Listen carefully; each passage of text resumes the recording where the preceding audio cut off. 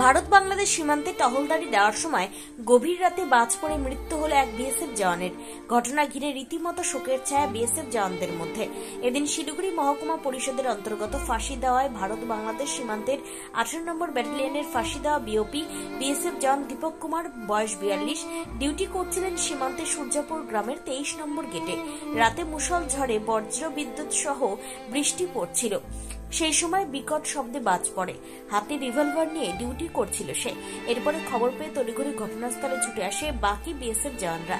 এরপরই তাকে সেখান থেকে উদ্ধার করে ফাঁসি দেওয়া গ্রামীণ হাসপাতালে নিয়ে যাওয়া হলে কর্মরত চিকিৎসক মৃত বলে ঘোষণা করে। এরপরেই খবর পেয়ে হাসপাতালে ছুটে যায় ফাঁসি দেওয়া থানার পুলিশ।